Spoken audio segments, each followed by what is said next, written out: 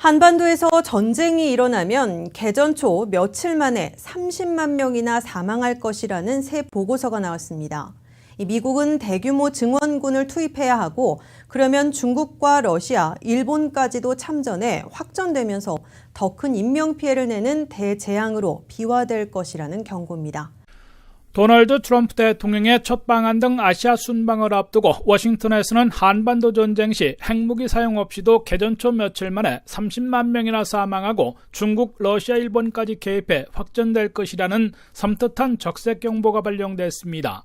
초당적인 미국의 조사국 CRS는 연방의원들에게 제출한 새 보고서에서 북한이나 미국의 선제 공격으로 한반도에서 군사 충돌이 일어나면 핵무기를 쓰지 않고 재래식 무기만으로도 개전 초 며칠 만에 최소 3만 명에서 최대 30만 명이나 사망할 것으로 추산된다고 밝혔습니다.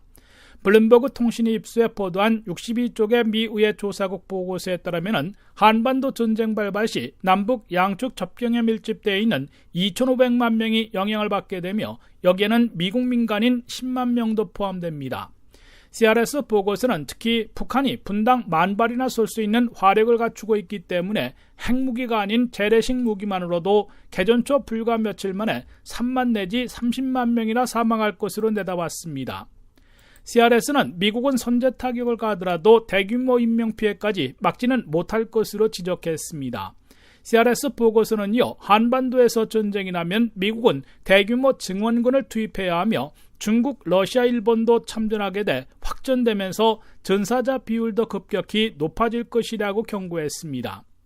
블룸버그 통신은 CRS의 아무런 보고서가 북한의 핵미사일 위협과 미국의 강경 대응으로 긴장이 고조되어 있고 트럼프의 첫 방한을 앞두고 나와 군사 옵션과 군사 충돌, 전쟁의 위험성을 상기시킨 것으로 평가했습니다.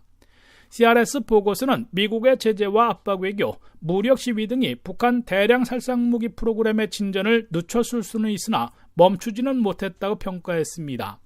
CRS는 이어 북한이 내년에 핵탄두로 미 본토까지 공격할 수 있는 핵미사일 능력을 갖추면 한반도 내에서 전쟁이 일어나는 것보다 위험이 훨씬 커질 것이라는 전문가들의 의견이 더 많다고 소개했습니다. 하지만 미국이 정말로 군사 옵션을 사용할 수 있다고 북한과 중국이 믿는다면 전격적으로 대화와 협상 국면으로 전환될 가능성도 높아질 것으로 CRS 보고서는 내다봤습니다. 워싱턴에서 RKTV 뉴스 한면택입니다.